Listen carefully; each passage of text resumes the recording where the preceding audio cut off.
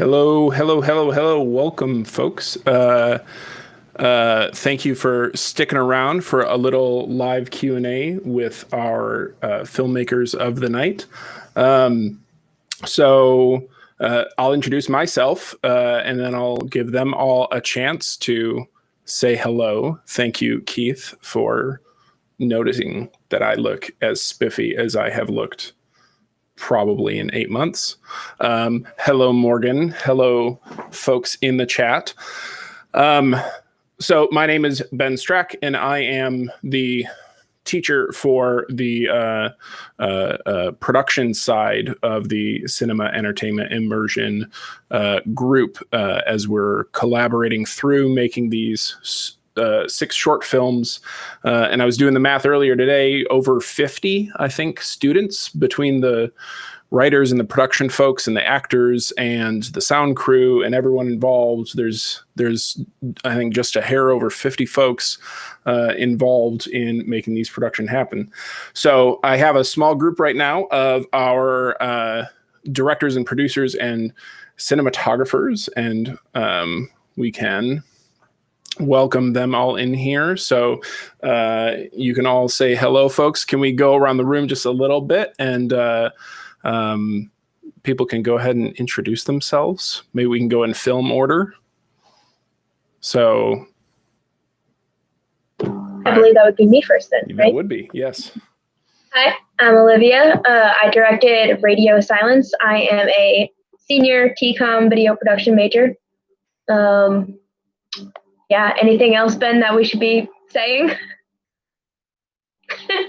Glad to be here.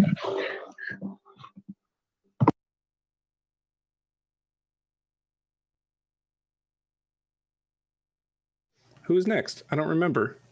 This was maybe not the best execution. What was the? Let me check. What was the list? Any Means Necessary was the next one. Okay. There's 3 of us in here. I didn't know who would go first. I'll go first. You should go first. Yeah, I'll go first. I'm James Austin Black. I'm the director, editor of Any Means Necessary. I'm a senior TCOM video production major, also showrunner with BSU Tonight. I'll do a shameless plug. But yeah, I'm happy to be here. And I'm Amelia Culp. I was the director of photography for Any Means Necessary. I'm going to be a senior this year. And yeah, I'm also in BSU Tonight. So there we go. And I'm Eric Fedgy. I was the producer on Any Means Necessary. And yeah, I'm also here, graduating senior. This is my last month, so fun times.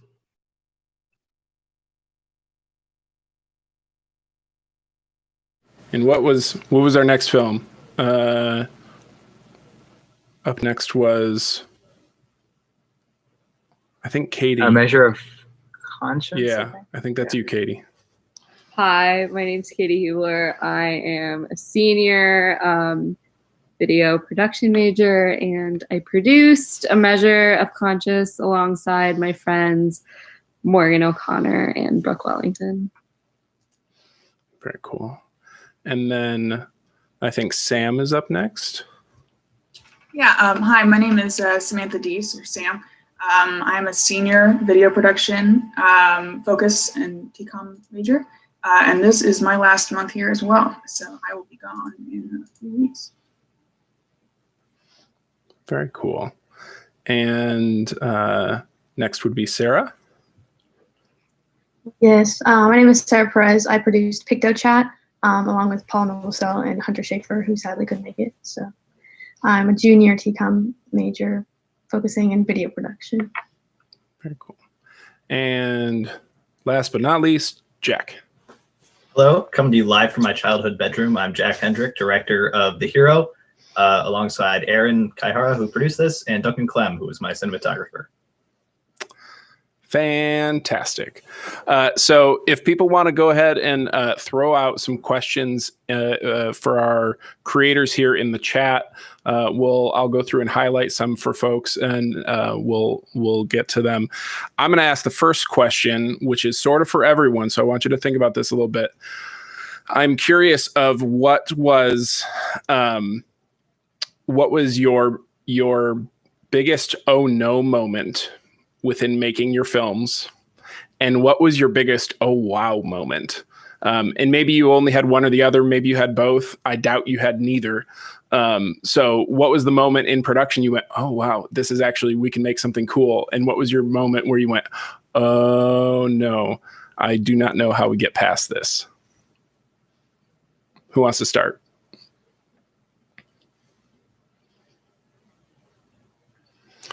I'll field this one for you, Ben. Thank you, Jack. Right off the bat, so we had our oh no moment was definitely based on batteries. We were fully prepared to go out and shoot, and as you saw, the hero was entirely outdoors, so we're not plugging our camera into anything. We're running off of battery, and our batteries just kept dying randomly. So on our second shoot day, we had to just take a 2-hour break to run home. Thankfully we were only like 10-minute walk away from my house, so we were able to throw the batteries on a charger. But we were just like, this is a scheduling nightmare. Hopefully we can get this done. But we did. Turned out well. And our biggest oh yes moment was that the first time that Devion did a monologue in character as the hero, it just completely affirmed my concept of Devion as a person. I'm convinced he wasn't acting at all. That's just the way he is. It was a real treat to work with him and Mario. He absolutely is a supervisor, I guess, right? Something like that.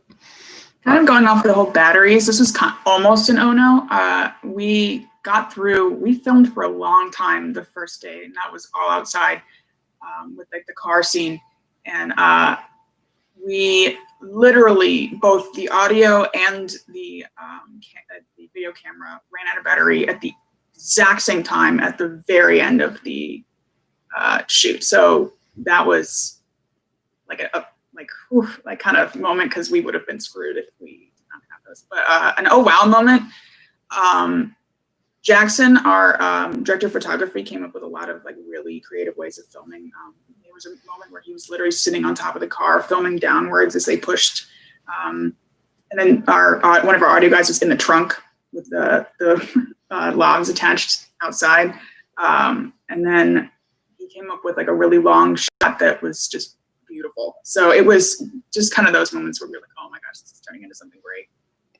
Yeah. Can you tell me real quick, Jackson, I noticed, made a lot of really cool and interesting choices with a wide angle lens. That, a lot of times I always suggest people steer away from the wide angle lenses just because they can sometimes be overused or wrongly used, if that makes sense. But he really chose a really wide angle, but then really got in there at some interesting sort of angles on things. What was that like?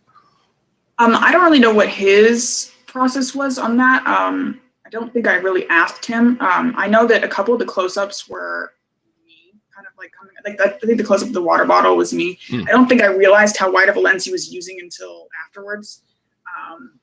But yeah, he was. I really appreciated his input on things, because he did come up with a lot of really cool shots. Yeah, very cool. We're still getting some questions percolating in the chat. I'm still holding off. Other folks have some still answers to my first question. So we had a oh no moment before our film even started. We kind of realized that we were gonna have to film the whole thing in one day, which meant that it was gonna be a long day. So it ended up being about a 20-hour shoot, which was interesting. But it turned out really good. And our oh wow moment, we did the light flickering, and that was practical. And looking back, we did it, and then we watched, and I was like, oh wow, yeah, that actually looks really cool. It was real cool. Yeah, definitely. Any others? I'll chime in here. I think that our biggest oh no was when we stepped foot outside and tried to film outside. I can't tell you that when we stepped outside in a neighborhood, in the smack dab middle of the neighborhood, it was a nightmare. I had to talk to 2 old ladies. One of them was blowing leaves off her stairs outside. Another one was hitting her shovel against concrete around her fence. I don't know what she's doing. She was very appalled by what we were doing. So it was a nightmare to balance those elements and then the outdoor buzzing and all that. So that's when we really were like, oh Lord. But I think it balanced out with our oh wow. I think it was mainly through our, all our actors kind of working together. Because like when I saw Ogundi and Sam are the two male actors, like their chemistry and their ability to like, they worked together, and it made my job easier, made their job easier. Everything went so smooth because I think everybody in our acting pool had such great chemistry, and it was just unreal watching them act and watching them, bring this to life. And we make character decisions, we make character backstories together. I think that's when we realized that like we definitely have some magic in terms of our actors and such. Yeah, very cool. All right, that's most of us. Oh, I have something, if I'm allowed. Yeah, absolutely. We had a lot of oh no moments. An oh wow moment is we were looking at spaces to rent out that we wanted to use, and we kind of realized that what we wanted in a set just didn't really exist. And so instead of settling, we just kind of, as a creative team, were like, okay, we're gonna make it. And we're going to make it for no money at all. And so we did it, and it was really stressful and a lot of work put in it and a lot of tape in Studio C or wherever we were, but it worked out. So that was exciting for us. Very nice. Sarah, do you have any thoughts for PictoChat? I have to say, most of the oh no is scheduling for when we were going to shoot, because we shared an actress with another like short film, and the one weekend that we could have all done it was the weekend that she was doing another short film. So one of our shoots was, I had to wake up at 5 a.m. and our call time was like 7 a.m. and that was the biggest oh no. It was rough. But I'd say like the oh wow is just like the one shot where she turns on the DS and like it's like the screen looking at her. I really was really surprised when I saw that. I was like, dang. Yeah, there was cool graphics in there. I thought that was really neat. All right, let's get to a few questions in the chat. We'll start with an easy one, and I'll get to throw up my little magic here. So, question from Maddie, not production related, but PictoChat. Did you guys use olive oil in the brownies? The people want to know. I actually have no idea. I don't remember. That was, I know we didn't put any like dairy in there because I'm dairy free as much as possible. So we wanted to like make sure it was like not anything close to that. But I don't remember. Yeah, possibly some sort of endorsement deal to come out with the official PictoChat brownie recipe sometime in the near future. Could turn into, the PictoChat cookbook, the PictoChat cooking channel. I see it could go a lot of places. So, I mean, keep that in mind. Thanks. People in the chat are curious, and we Brownies don't. Were good though. Just they're wondering. Yeah, we don't yet know where that curiousness ends. Here's another one for everyone or whoever wants to jump in. What was the most difficult part of producing a film during a global pandemic? I think, wait, am I allowed to just go? Yeah, just go.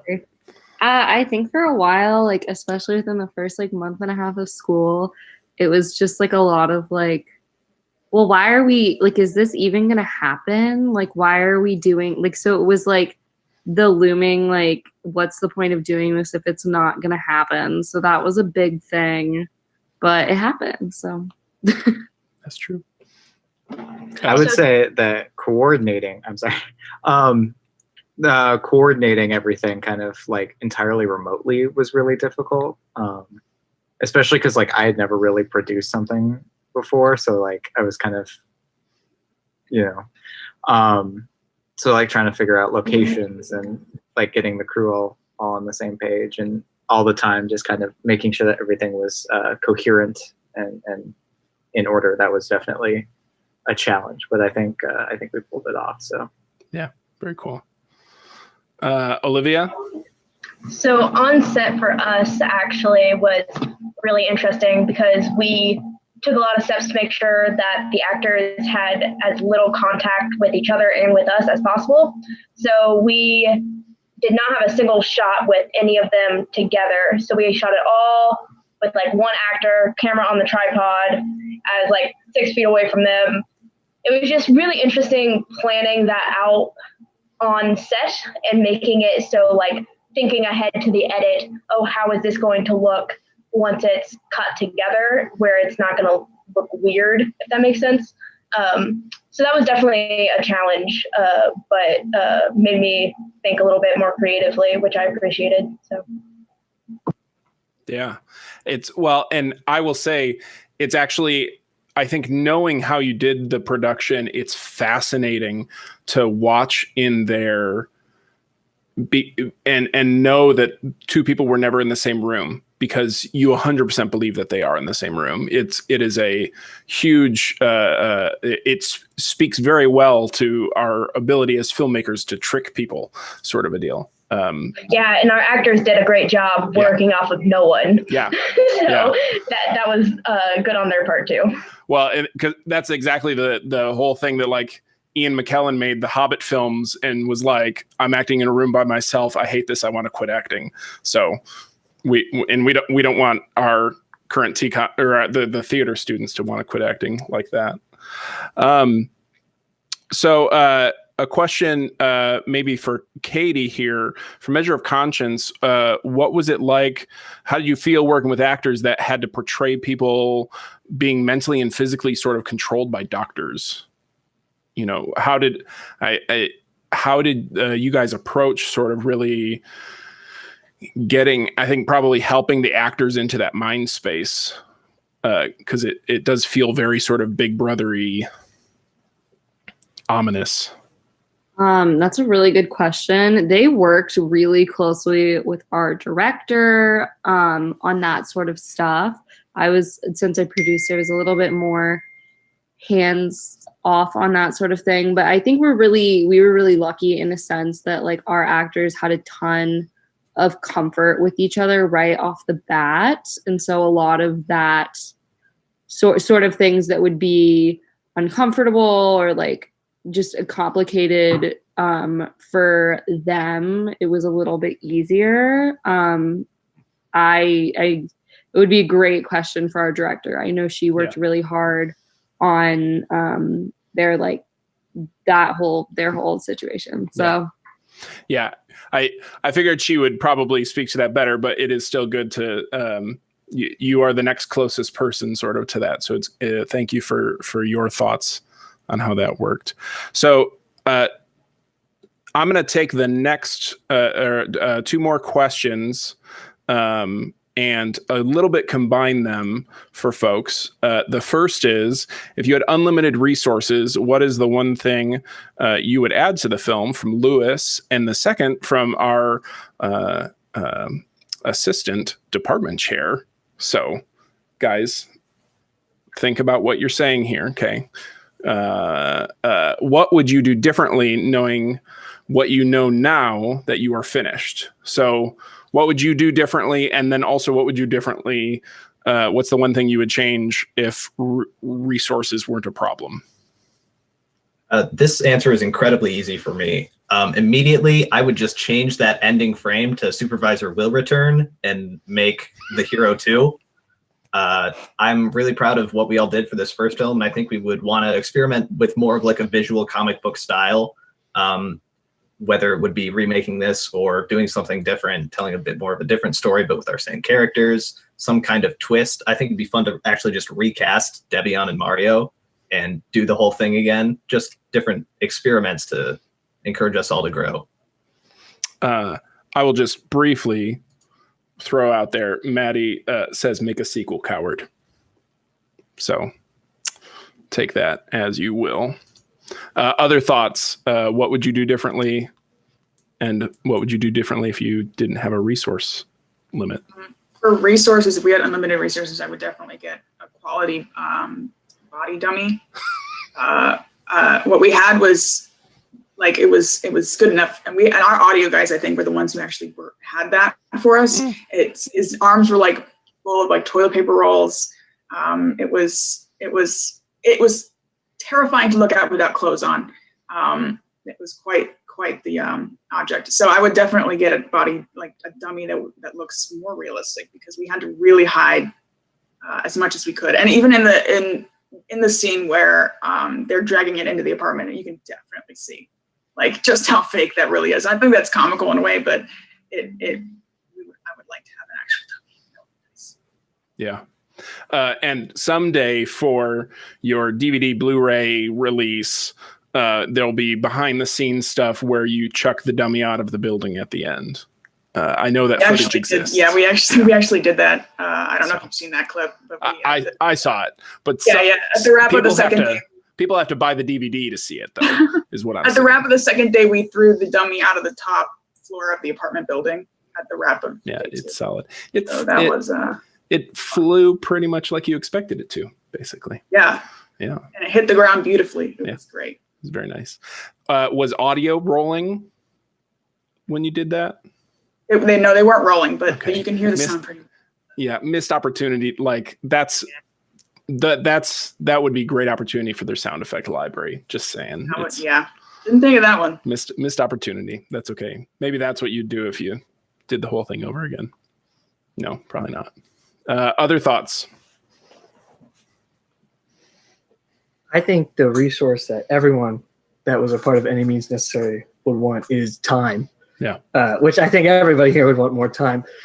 Which with that more time, I think we're happy with what we did. I think Amelia can especially, attest to this, is that more time to just play with the camera and kind of play with the shots and everything, more dolly shots and such like that. But, due to the scheduling of the actors and, daylight and all that, those other hurdles you have to go through, that I think that put us in a spot where we were still happy with it, but we still wanted more time to kind of play around and really get to, use the high quality camera and really get to block differently based on how the camera rotates and everything. But everything was kind of on a schedule, which was fun. I thought that was fun. But yeah, time for sure. And just more time to play with the camera, I think would be two wonderful things. Yeah, absolutely. All right. Anyone else? I will just real quick jump in here to let George know that this is the Rode Video Micro. It's like a $65 little microphone from Rode. So I'm glad it sounds good. And let's hear, AJ wants to know, presumably from our directors, how do you normally handle working with actors, like communicating to them what kind of performance it is you want from them?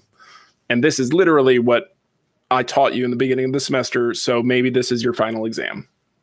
Maybe not, but maybe. Just throwing it out there. Jack, you want to go first? I can. Like I said earlier, Devion really wasn't acting. I went into this project really wanting to just make sure that everyone involved could have at least a little bit of fun on this. And to that, I told Devion, really just ham it up as much as you can. And then I immediately turned to Mario and said, try and bring him down. Like, your job is to be the exact opposite of him the whole time. And in that part, it wasn't as much directing line to line. It was more like, we have these two personalities. We're just going to throw them at each other and see what happens. Yeah. Sam? Well, I was kind of similar with AJ and Cooper and Devion, because we had Devion in ours for a brief moment with the roommate. AJ and Cooper were fantastic on their own, honestly. They didn't really need a lot of direction from me, because a lot of the scenes they did were just amazing. I just kind of the same thing. They're supposed to be playing complete opposite characters. So every time that AJ would do something, I would tell Cooper to do the complete opposite. Act like you just absolutely don't care about anything. So it's like I said, they didn't really need a lot of direction from me other than small points here and there. They kind of knew their characters coming in pretty well. They pretty much embodied them. So they were pretty easy to direct. Yeah. Well, if you'll remember from class, 90% of directing is casting, right? So it sounds like both of you had good casting experiences like that.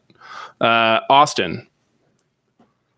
Yeah, like so my history of directing, a lot of it has been comedy. So this was kind of like my first drama. And I was also like really grateful because like I've been saying that like the actors we had were unreal. I think part of what my directing style is more of like letting them off the chain and letting them work, because that is what they're here to do. You know, that's what they want to do. You know, I would talk to them about what their future would be and what they were wanting their future to be. And they all involved like big, grand, you know, acting gigs and stuff. So I want to make sure that they can portray their acting to the crowd. But I also like to implore a little bit, because with our script, it was a little ambiguous and a little mysterious. So we had a lot of fun making backstories for all the characters that like, you didn't know any of that backstory watching it or anything, but we had so much fun making backstories so that they could understand, you know, what direction I was looking for, while also allowing them also to put their own creative vision into their own backstory, into their own acting style. So that was kind of how we did that. Can you share with us just one interesting thing out of one of their backstories, or is it all top secret? No, I don't know how much detail I gave the pair on this, but I definitely know that the main character, and then we had the other guy who we called the sleazy car salesman, who was trying to sell him, you know, the guns and stuff, that they had met like hundreds of times before, that he had funded his jobs hundreds of times before and everything. And every time he just progressively got more and more annoying to him, and that this was the day that he should not have been annoying to him. But this is a day that you now not only has it built up to this day, but you also should try to keep your composure at the same time. So we kind of have fun making a little backstory between the pair and everything like that. And yeah, it was pretty fun, especially since those two knew each other and were kind of close. So yeah, that was just a little sneak peek there. Yeah. All other backstory stuff will be revealed in Any Means Necessary or in our Blu-ray. Yeah. More necessary. yeah. Secondary. And Olivia's here, right?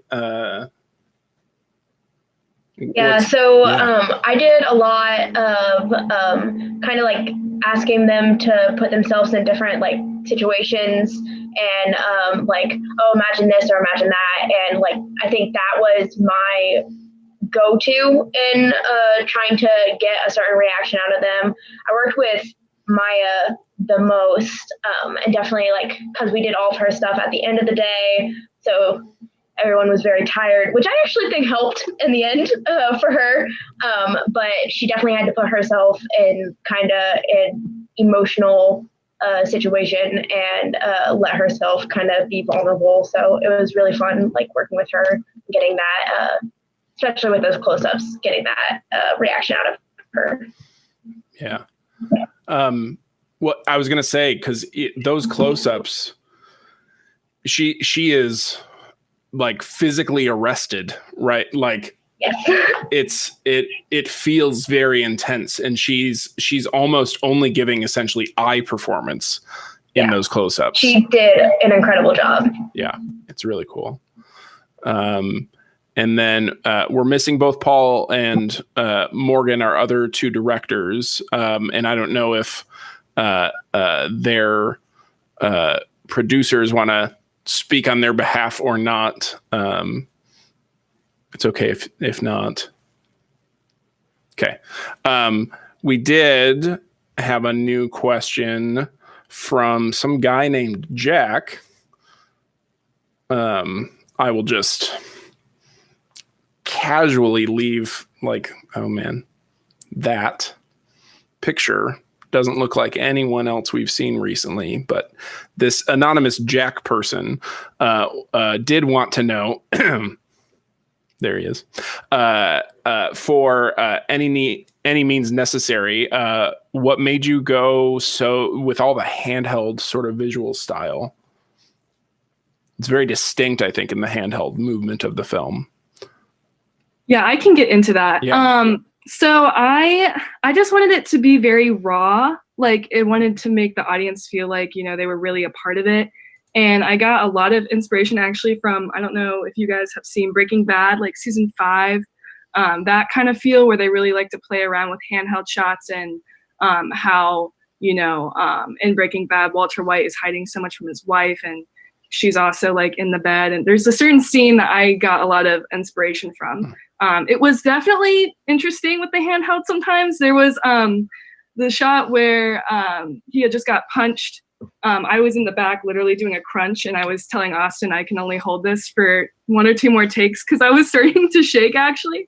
But it was a lot of fun really, being able to, really be there with the actor in all the movement. And, I got some physical exercise out of it too. So, yeah. You also did a lot of neat stuff with just like sneaking in just a little bit of accent lights and being very, it felt very sort of gritty and uncontrolled, but still nuanced. So I'm just curious, sort of, I can tell you weren't just like, we're going to just shoot with whatever available light we had, but it also wasn't like pretty nice studio type stuff. So what was your approach to a lot of that lighting stuff, which handheld is also easily becomes a limiting factor to your options on the lights too. Right. Yeah.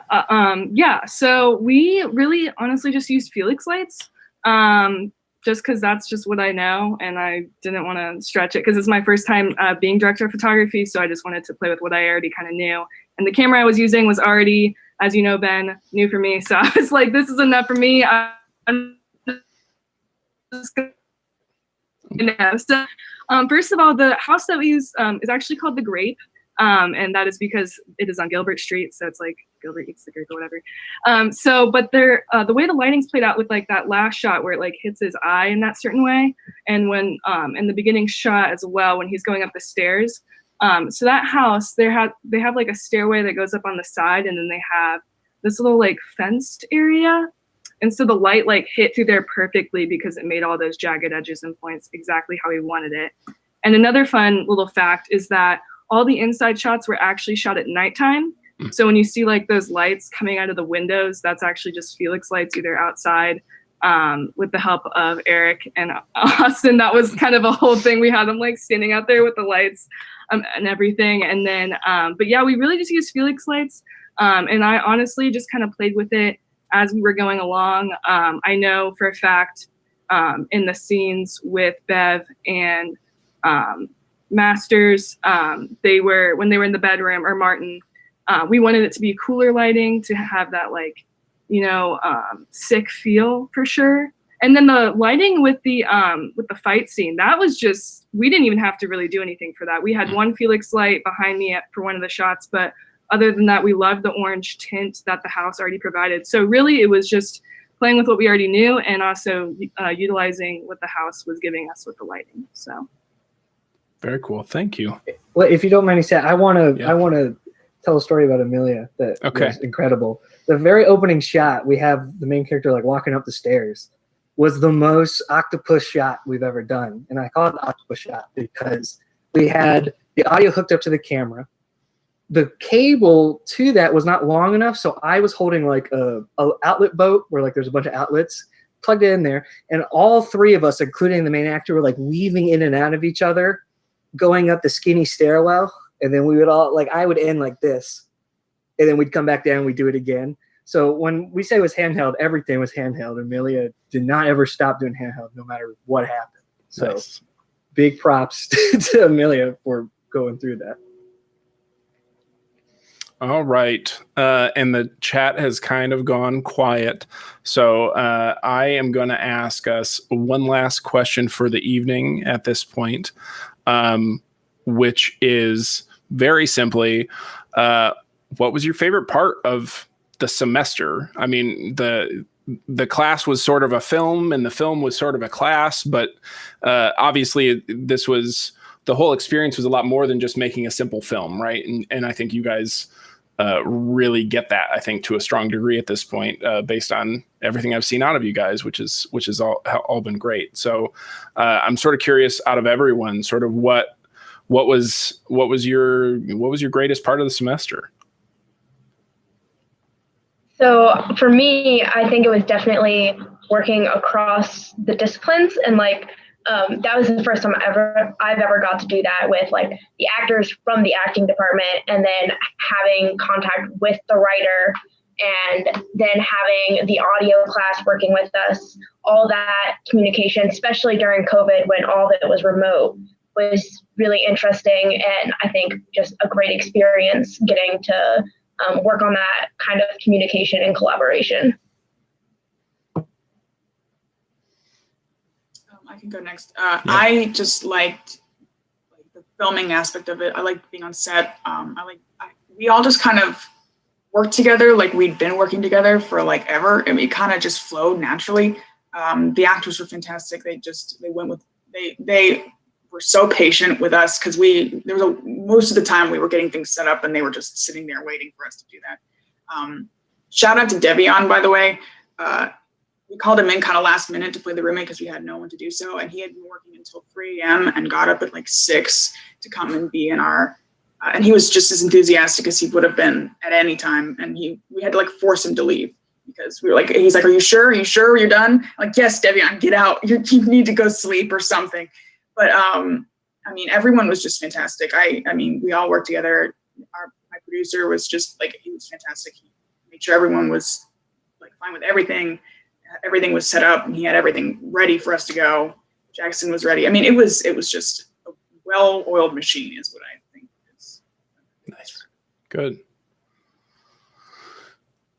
Who else? I'll go. I think what my favorite part was, like, and this kind of sounds bad, was like wrapping every night, like finishing filming every night, which doesn't mean I didn't enjoy filming, but I have been on a lot of sets, and a lot of them have not went well. Either like they go over time, or everyone kind of ends and they're like, thank God it's over. But for this one, like when we ended on time, when we would fly through everything and everybody would just go home and everyone was in a good mood and everything, that's where like it stood out to me, is that like not only was this like a learning experience, this was like a fun experience. And that's where I realized that like that was my favorite part of it, was not only making this and, you know, getting real world experience and using like real equipment and stuff, but it was also the fact that like it was fun and we all had a good time and everyone enjoyed themselves. So that was my favorite part. Yeah. Yeah, bouncing off of that with Austin, I would just say the creative liberty that we had making these projects. This was really the first time where, you know, I went onto a set and I kind of had some nerves before, because I was like, wow, like I'm in charge of this whole like the photography aspect at least. And, you know, that was a little intimidating for me, being my first little short film. So that was, I honestly really enjoyed, because, you know, it pushed me to, you know, experiment, take risks that I've never taken before, and also collaborate with some great people such as Eric and Austin, and then our actors as well. It was just a really great experience. Yeah, and I was going to say too, I guess this is just the Any Means group now. For me, this semester was just really interesting because it was kind of the race to the end for me as far as college. And so it was really fun to juggle not just this, but I was also working on like 3 other short films like at the same time. So it was kind of like, I don't know, getting as much in as possible, even with all of the issues that we've had with COVID and everything, and trying to be safe and smart. And I don't know, just kind of having that, like, I don't know, that last hurrah was really something cool. So awesome. Sarah?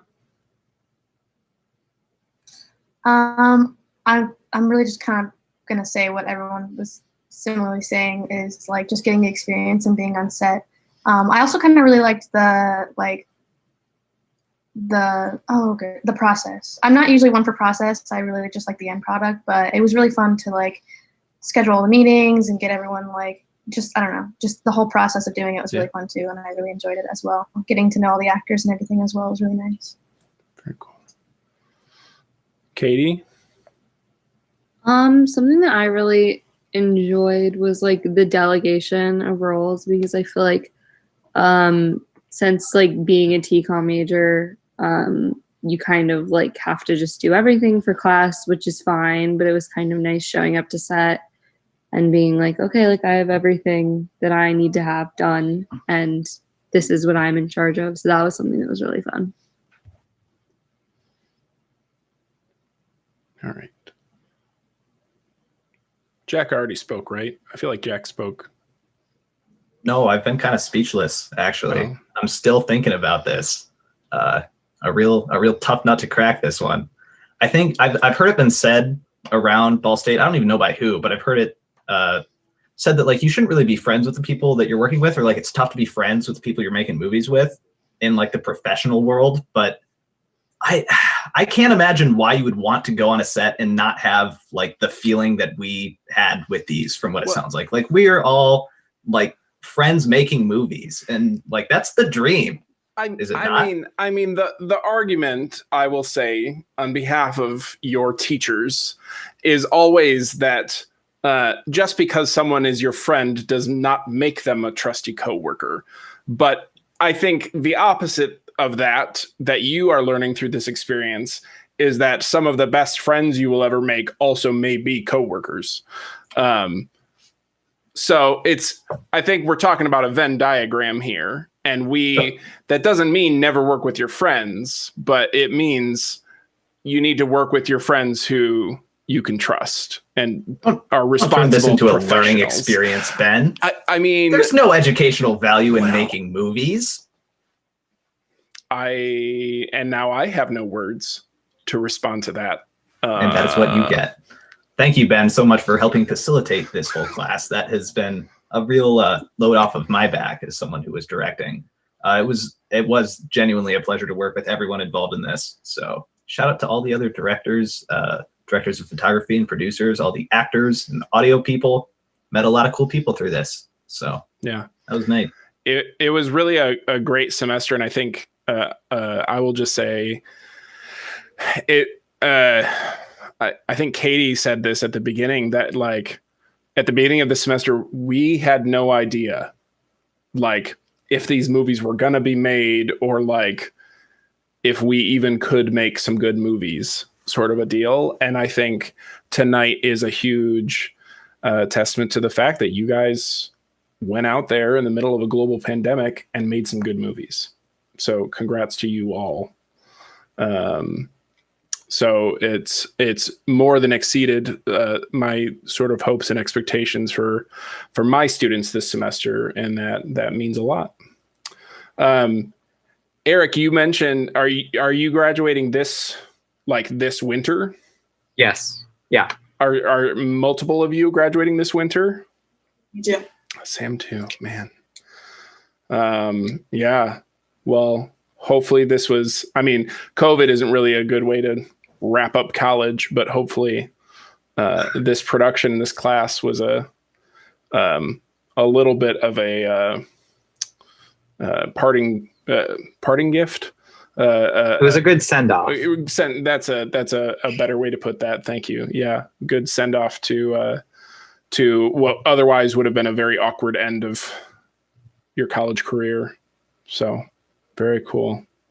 All right. Thank you all for joining me on here, and I will do that. And thank you all for tuning in and getting to hear our students. And I will show them to you one more time and let them sort of wave off. And thank you all for tuning in.